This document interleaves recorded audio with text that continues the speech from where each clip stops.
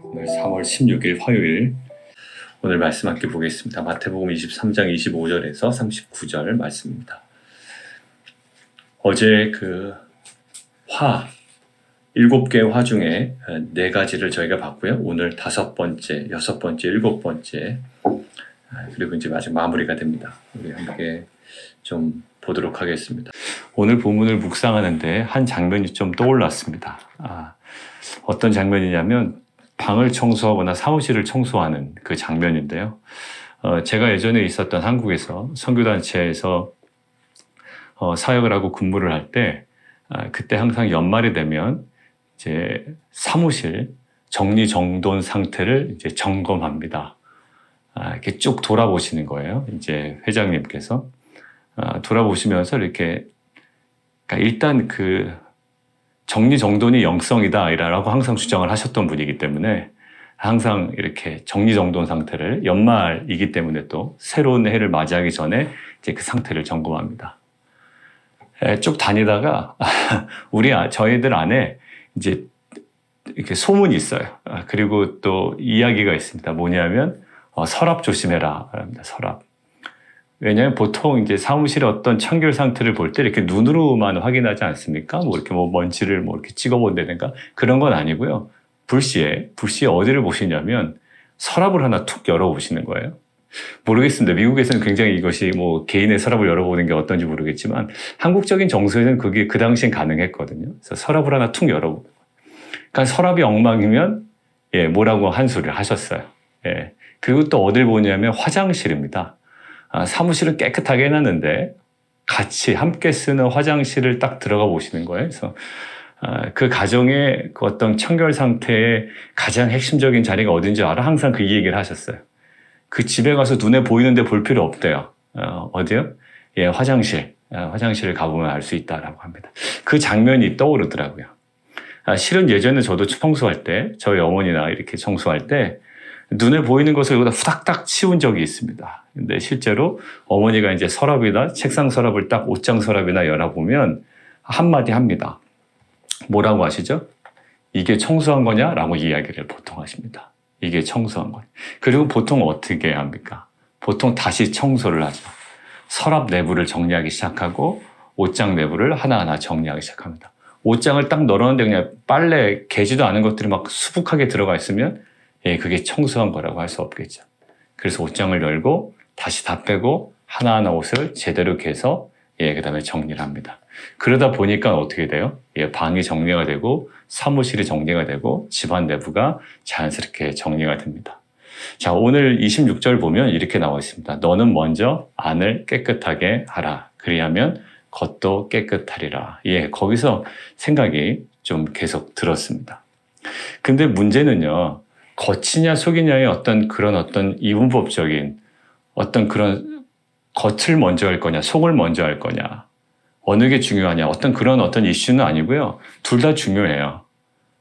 속을 깨끗이 하고 겉은 내버려둬라. 이것도 아닙니다. 겉의 어떤 청결함도 중요하거든요. 문제는 뭘까요? 문제는 깨어진 균형이라는 거예요. 외부에 대해서는 굉장히 잘 있는데, 잘 가꾸는데, 또 보여지는 부분에 대해서는 굉장히 드러내고 그 부분에 대해서는 굉장히 심혈을 기울이는데 보이지 않는 그 내면에 대해서는 방치해버리는 거래 됩니다. 근데 방치해버렸지만 스스로는 만족하는 거예요. 왜? 보이는 부분이 완벽하기 때문이죠. 이들이 어떤 부분에서 완벽했을까요? 종교적인 의식, 또 제사의식 이런 것들은 철저하게 지켰을 거라고요. 또 율법적인 때에 맞춰서 기도하는 것, 또 때에 맞춰서 구제하는 것, 때에 맞춰서 금식하는 것 이런 것들은요. 이들에게 있어서 전혀 문제가 되지 않았습니다. 근데 항상 예수님께서 그들에게 지적하신 것은 눈에 보이는 행위를 지적하신 것이 아니라 그 안에 있는 마음을 지적하셨죠. 오늘도 이야기합니다. 네 가지 단어가 나오는데요. 25절에 보면 탐욕과 방탕, 그리고 28절 외식과 불법이 가득하대요. 그러니까 이것들을 가득 끌어안고 있는 채 겉을 잘 포장하고 있는 겁니다. 그리고 그곳에 만족하고 있는 거예요. 그래서 이렇게 얘기하죠. 회칠한 무덤이라고 많이 나오죠. 회칠한 무덤 27절. 실은 무덤은요, 사람들 뼈가 있고 죽음이 있는 곳이에요. 그러니까 유대인들에게, 이스라엘 백성에게는 거기 부정한 것입니다. 근데 부정한 것인데 사람들이 그곳을 위치를 잘못 파악해서 만지면 안 되잖아요. 그들은 그것이 부정한 일이 돼버립니다. 그래서 그것들을 눈에 보이게끔 정말 회치를 하는 거죠. 근데 실은 이제 무덤이 그렇게 한다고 막 아름다워 보이거나 그러진 않아요. 그래서 일부 학자들은 이게 그 당시 납골당은 딱 요 상황에 맞지 않겠느냐라고 보통 이야기를 해요. 회칠한 무덤은 보기가 좋지 않았는데 회칠한 무덤 할 때 이것이 이제 납골당이지 않느냐라고 이야기하는데 아무튼 안에는 어떻습니까? 무덤이에요. 실체는 무덤입니다. 아무리 회칠을 해도 아무리 가꿔도 또 사람들에게 다가오지 못하게 알리려는 목적과 또 여러 가지 시각적인 효과를 위해서 회칠을 해도 내면은 뭐예요? 죽음이고요. 거긴 뼈들이 있어요. 부정한 것들이 있다고요. 지금 탐욕과 방탕과 외식과 불법 이것들이 내부에 존재하는 한 이 깨어진 균형은 회복될 수 없고요. 감춰질 수가 없다고요. 결국 본질은 드러나게 되어 있고 주님께서는 그 본질을 이야기하고 계시죠. 자, 그렇다면 왜 이들이 이 균형을 맞추질 못했나라는 거예요. 우리 안에도 깨어진 균형이 있거든요. 우리가 실은 겉과 속이 총체적으로 문제면 오히려 그것들은 개선의 여지가 조금 더 있을 수도 있습니다. 왜요? 이것들은 부정할 수 없는 거기 때문에. 근데 겉은 번지를 하면 실은 이것은 부정이 가능합니다. 자기 부정이 가능한 거예요. 그러니까 여기서 나오는 자기 부정은 나는 아니다라는 거예요. 나는 그렇지 않아라고 생각할 여지가 너무 많은 겁니다. 누가 그랬을까요? 가룟 유다가 그랬거든요. 가룟 유다가요, 그 옥합을 깨뜨린 여인에게 뭐라고 그러죠? 겉으로는 어떻게 돼요? 저거를 팔아서 가난한 사람들에게 주면 이게 얼마나 많이 도울 수 있는데, 그리고 사람들은 거기에 박수를 보냅니다. 역시 가룟 유다야 라는 거예요. 근데 그 내면은 뭐죠? 탐욕스럽고 돈꾀를 훔치는 자였다라고 이야기하잖아요. 여러분들 이 균형이 깨지면요, 자기 스스로 속는 거예요. 지금 이 사람들은요, 딱 써 있습니다. 외식이라고 얘기했잖아. 외식이에요. 이 외식은요, 사실 자기도 속입니다. 균형이 깨져요. 근데 이 균형이 깨지고 스스로 속는 이 외식을 막 본인이 주도적으로 하지 않을 거예요. 그 원인이 있을 겁니다. 한번 보면 호세아 6장 6절에도 이렇게 나오죠. 나는 인애를 원하고 제사를 원치 아니한다라는 거예요. 그리고 뭐죠? 번제보다 하나님 아는 것을 원한다라고 이야기해요. 무엇을 원치 않는다고요? 나는 제사를 원치 아니한다. 그러니까 제사 드리지 말라라는 얘기 아니에요. 더 중요한 거 있다.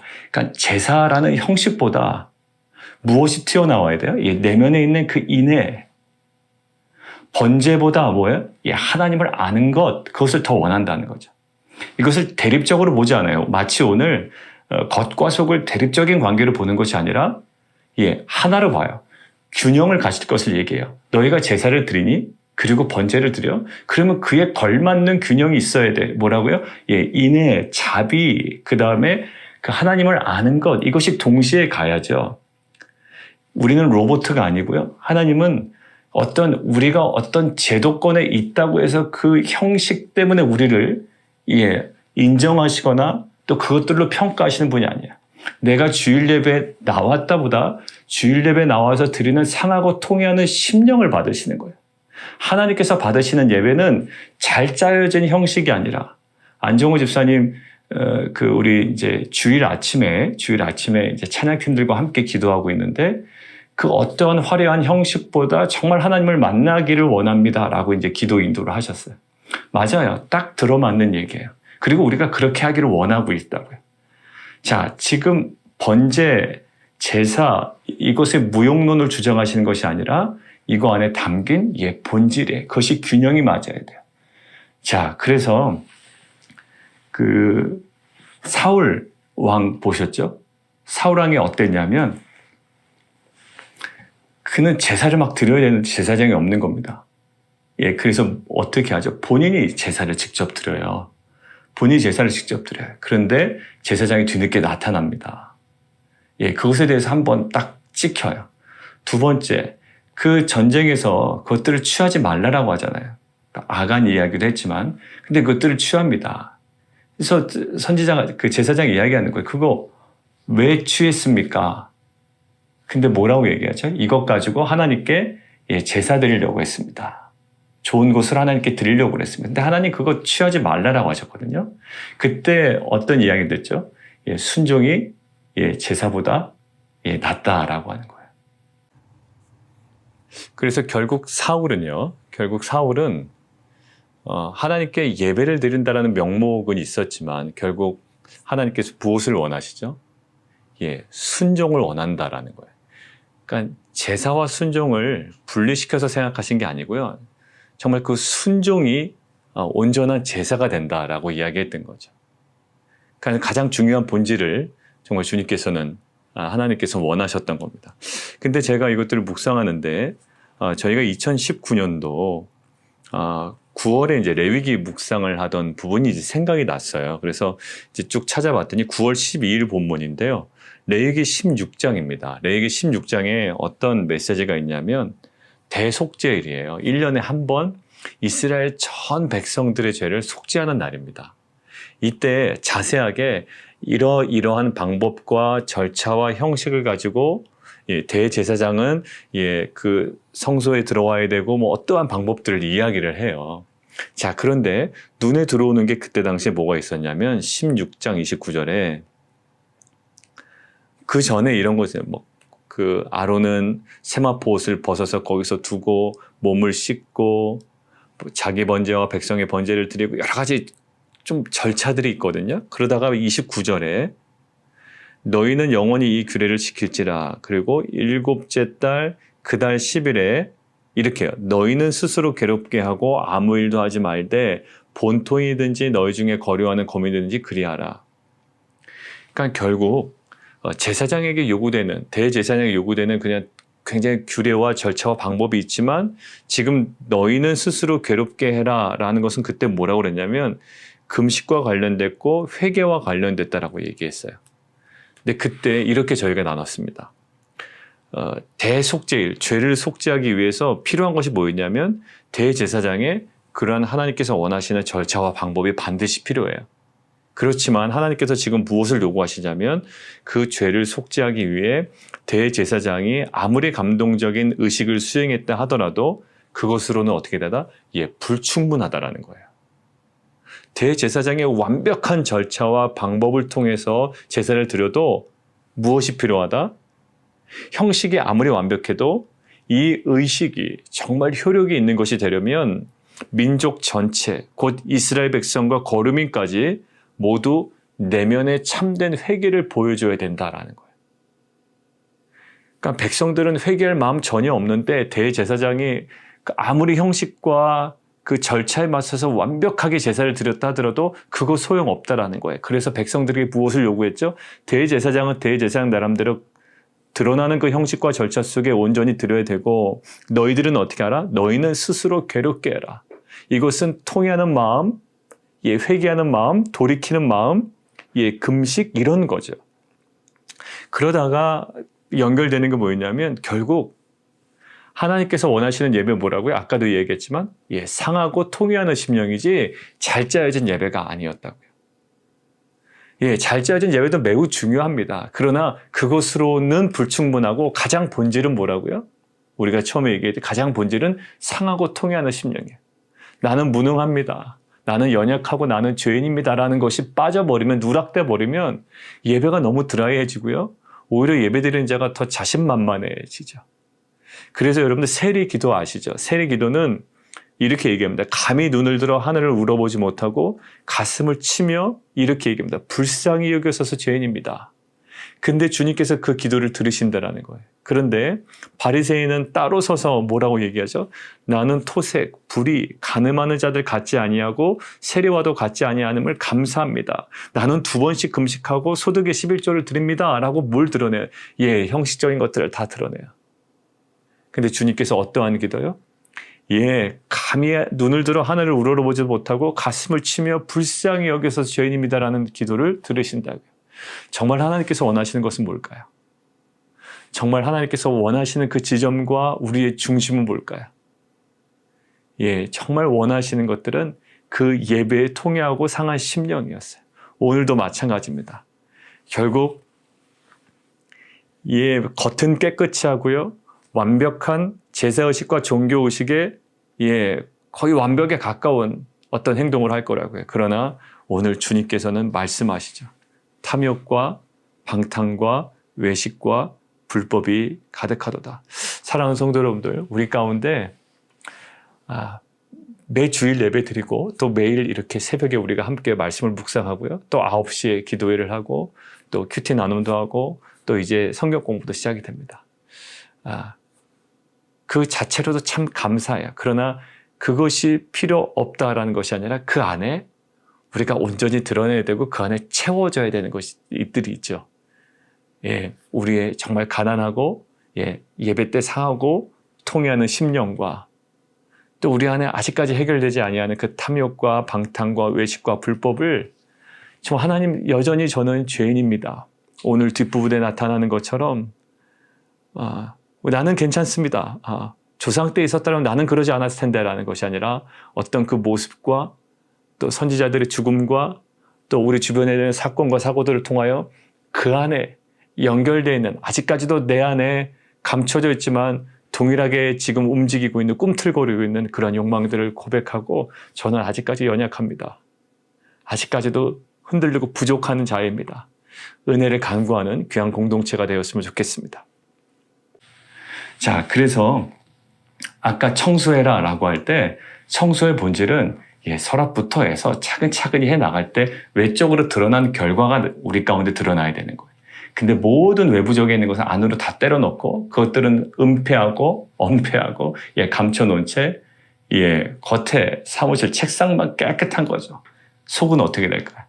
책상 속은 완전 뒤집어졌습니다. 뭐가 어디에 있는지 하나도 몰라요. 뭐 하나 찾으려면 또 서랍 다 뒤져야 되는 거예요. 이것이 우리의 신앙의 모습이 되면 안 될 것 같습니다. 결국 뭘까요? 정작 내부에 있는 탐욕과 방탕과 외식과 불법. 결국 인애를 원하고 제사를 원치 아니한다.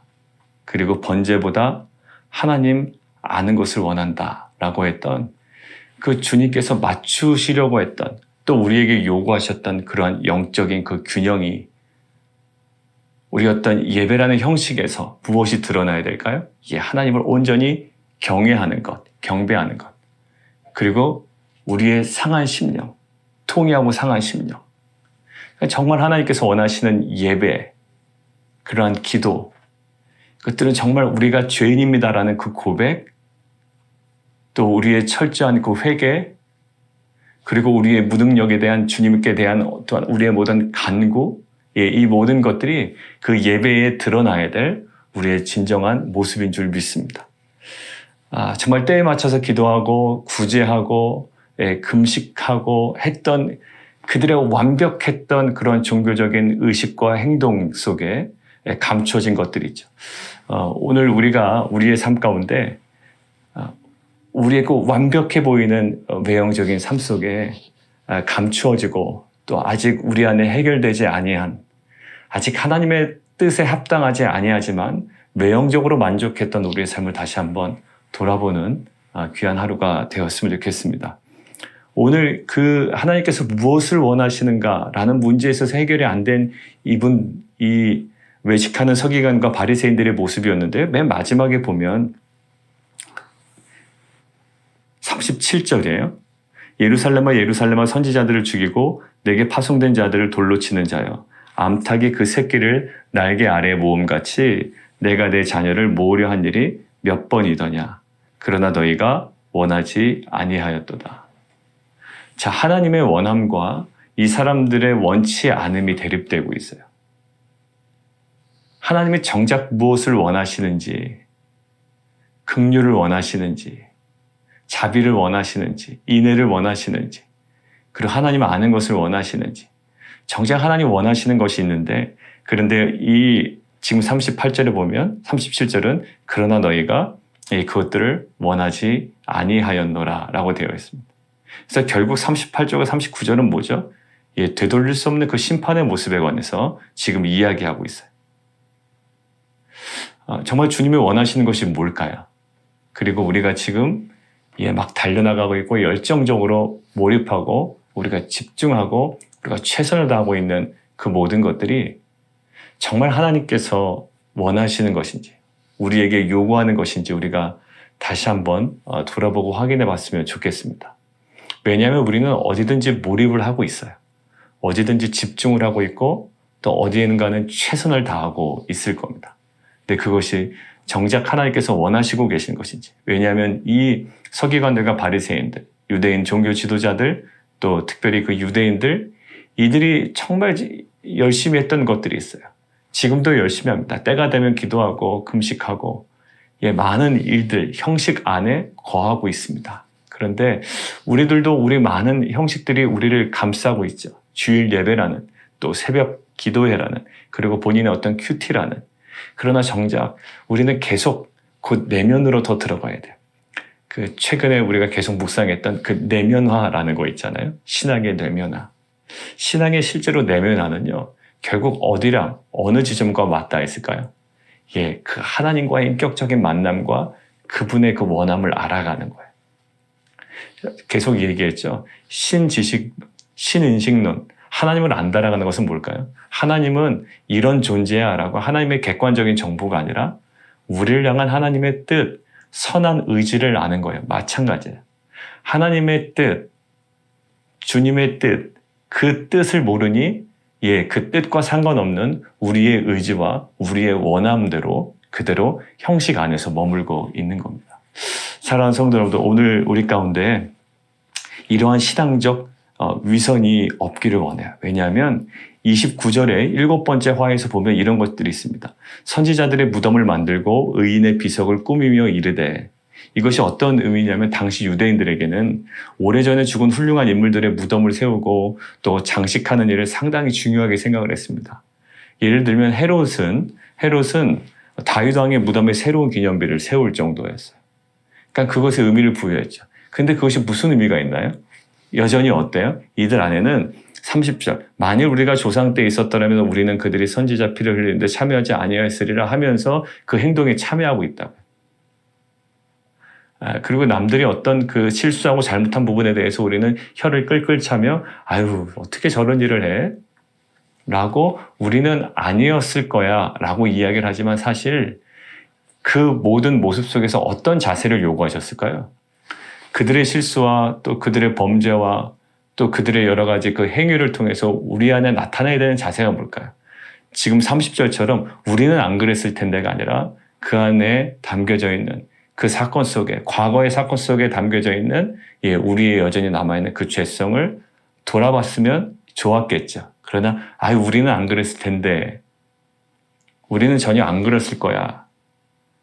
그런데 실제로 31절, 그러면 너희가 선지자를 죽인 자의 자손임을 스스로 증명하미로다. 너희가 너희 조상의 분량을 채워라. 그렇지 않음을 얘기합니다. 그리고 뭐라고 얘기하죠? 33절, 뱀들아 독사의 새끼들아 너희가 어떻게 지옥의 판결을 피하겠느냐. 그러면서 34절부터 34절 내용은 너희가 결국 그 중에서 죽이거나 십자가에 못 박고 더러는 너희 회당에서 책찍질하고 이 동네에서 저 동네로 따라다니며 박해할 거다. 결국 조상들이 했던 일 그대로 할 것이고 조상들이 마저 하지 못한 일을 너희가 다 채울 것이다 라고 하는 거예요. 여러분들 사건 사고들이 많이 있고요. 어떤 다른 분들 또 다른 교회 또 아니면 일반적으로 사회에서 혀를 찰 만한 사건들이 많이 있습니다. 그것과 우리 자신을 분리시킨다고요. 우리가 그것들을 비판함으로 우리는 그렇지 않음을 우리는 스스로 증명하려고 하죠.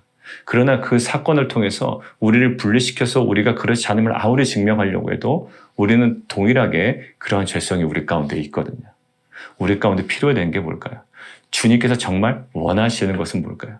원하시는 것은요, 그 사건 속에, 그 인물 속에, 또 그 상황 속에 그들에게 있었던 죄성이 우리 가운데도 여전히 남아있음을 우리는 고백하고 정말 하나님의 은혜를 간구하며 우리가 통회하는 마음, 우리의 중심으로 그 사건을 대하고 우리의 중심으로 그것으로부터 돌이키는 그런 결단과 또한 그런 고백이 우리 가운데 있기를 원합니다. 교만하면 넘어지더라고요. 이렇게 돌아보면 교만해서 내뱉은 말들, 그리고 교만해서 했던 행동들, 이것들을 돌아보면 참 되돌리고 싶지만 되돌릴 수 없는 기억들이 참 많이 있습니다. 우리 안에 하나님께 나타내야 될 것은요, 너무나도 우리의 중심을 잘 알고 계시는데 그 어떠한 형식으로 우리가 감춘다고 실은 감춰지겠어요? 그러나 우리가 정말 어디를 보시는지를 모르고 우리는 스스로 만족하고 스스로 속는, 신앙이 어떻게 보면 핵심은 다 내동댕이 치고 정말 껍데기만 붙잡고 가는 그러한 공동체가 아니었으면 좋겠고요. 그런 목사가 아니었으면 좋겠고 또 그런 성도와 우리 교회의 모든 성도님들 되시기를 원합니다. 자, 마지막으로 우리 함께 보겠습니다. 자, 35절 보면요. 그러므로 의인 아벨 피로부터 성전과 제단 사이에서 너희가 죽인 바라가의 아들 사가랴의 피까지 땅 위에서 흘린 의로운 피가 다 너희에게 돌아가리라. 내가 진실로 너희에게 이르노니 이것이 다 이 세대에 돌아가리라.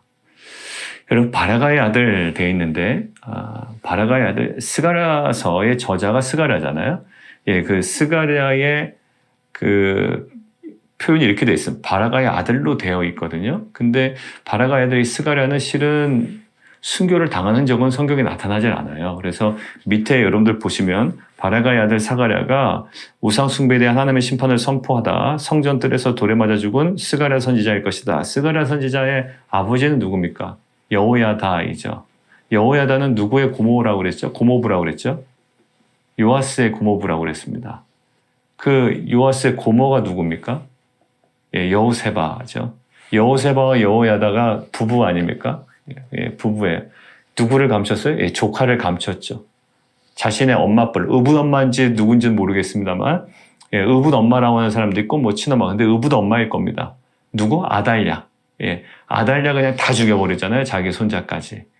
근데 하나 남았습니다. 그게 누구였죠? 그게 바로 요아스에서 얼마 동안, 6년 동안, 7년 동안 감춰뒀다가 이제 정식으로 쿠데타를 벌여서 여호야다, 이 제사장이에요. 고모부가 이 제사장과 자기 고모 여호세바가 이제 결국 왕권을 회복시키죠.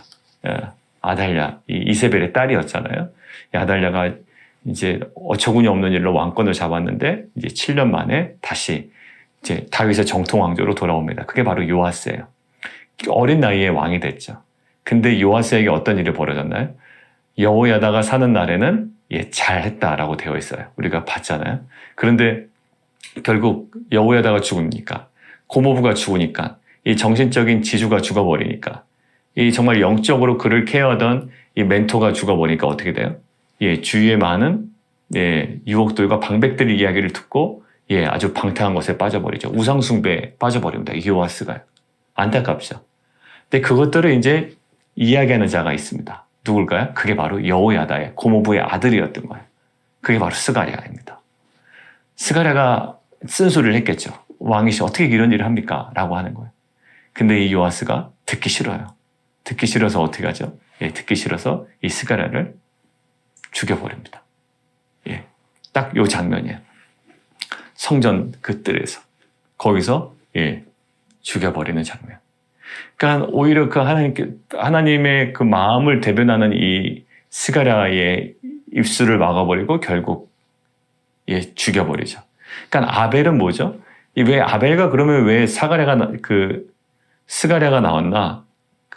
이제 그 스가랴인데 이제 스가랴라고 봅니다. 보통. 근데 그 학자들이 이름이 이렇게 돼 있는데 근데 그 스가랴를 봐요. 그럼 왜 아벨과 스가랴로 나왔냐면 아벨은 히브리어 성경의 첫 성경이 뭘까요? 당연히 창세기겠죠. 그리고 히브리어 성경의 맨 마지막 성경이 뭘까요? 히브리어 성경으로. 히브리어 성경의 맨 마지막에 지금 이 역대하입니다. 그러니까 처음과 끝. 그러니까 아벨의 순교가 기록된 책이 창세기는 그 처음 책이고 스가랴의 순교가 기록된 책이 역대하는 마지막 책이야. 그러니까 구약의 처음과 마지막에 있는 어떻게 보면 순교자들을 기록한 거죠. 그러니까 그 안에 있는 그 모든 것. 아벨서부터 시작해서 마지막 책인 그 스가랴까지 수많은 피가 다 너희에게 돌아간다라는 거예요. 그 진실로 너희에게로는 이것이 다 이 세대에 돌아갈 것이다. 결국 본인들은 아니라고 이야기하지만 과거에 그랬던 행동들이 어떻게 갑니까? 사도 바울 모습만 봐도 회당에서 쫓겨나고요. 쫓아다니면서 돌 들고 왔죠. 그리고 돌로 칩니다. 루스드라에선 돌 맞아 거의 죽을 뻔합니다. 그게 누구였습니까? 유대인들이 따라왔다라고 되어 있어요. 그리고 유대인들의 박해는 가는 곳마다 회당을 막고 디도이스도가 열리고 회당이 막히고 두란노서원이 열리고 또 돌 들고 오고 계속 그런 박해들을 당하죠. 여러분들 정말 하나님을 믿는다라는 이 유대인들이 뭘까요? 정작 하나님께서 원하시는 것들을 알지 못할 때, 사사기에도 뭐죠? 진정한 왕이신 하나님을 왕으로 인정하지 않을 때, 그때 그들의 있는 종교적인 열심은 파괴적인 것이 되고요. 오히려 하나님께 반대되는 면이 되게 됩니다. 우리가 알아야 될 건, 우리가 깨달아야 될 건 뭘까요? 결국 하나님을 아는 것. 번제보다 하나님을 아는 것을 원하노라. 하나님을 안다는 것은 하나님은 어느 정도 키에 어느 정도 외모를 갖고 있습니다. 그게 아니라 하나님께서 우리에게 원하시는, 또 우리에게 요구하시는, 또 우리를 향한 선한 의지와 뜻이죠.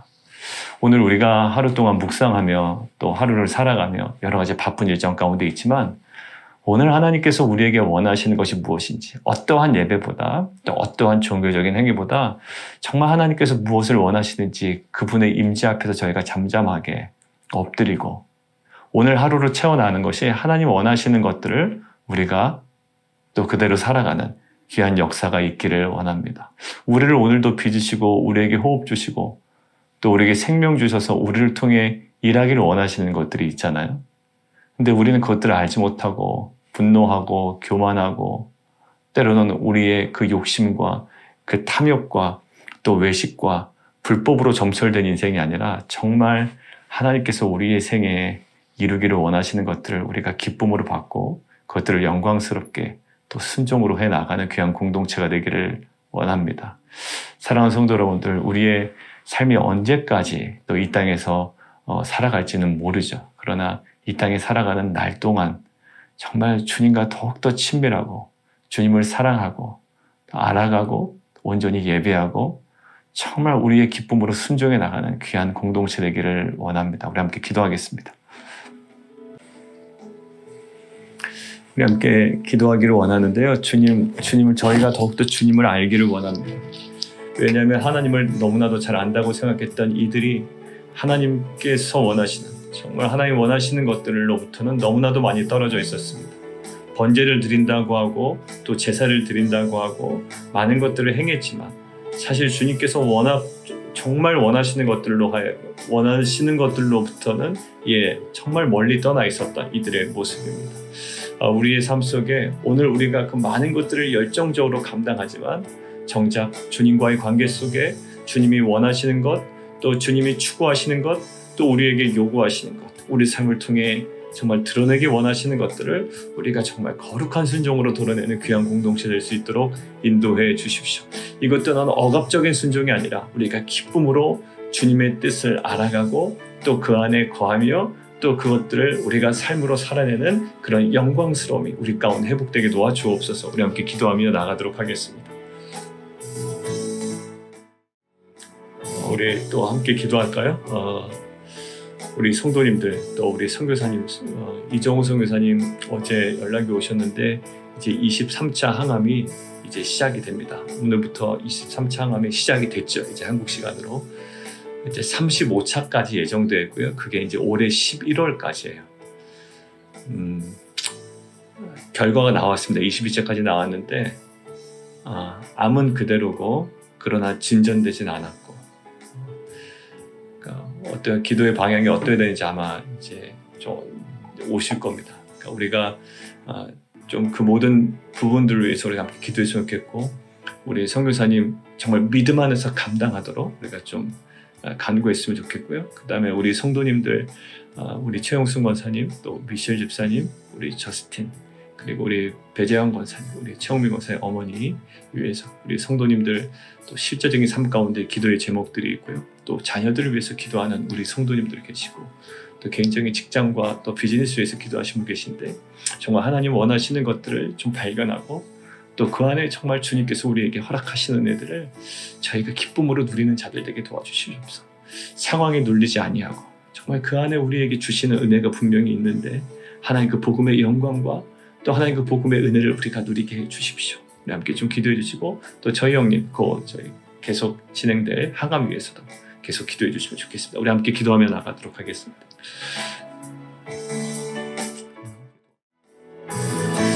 살아계신 하나님, 우리의 그 신앙생활에서 혹시 깨어진 균형의 모습이 있다면 다시금 우리의 내면과 우리 하나님 그 우리의 심령의 중심에서부터 다시금 새롭게 함으로 하나님 그 영적 균형이 우리 공동체와 우리 모든 성도들 가운데 회복되어지는 귀한 은혜가 있게 하여 주옵소서. 나는 인애를 원하고 제사를 원치 아니한다. 그리고 나는 번제보다 하나님을 아는 것을 원한다.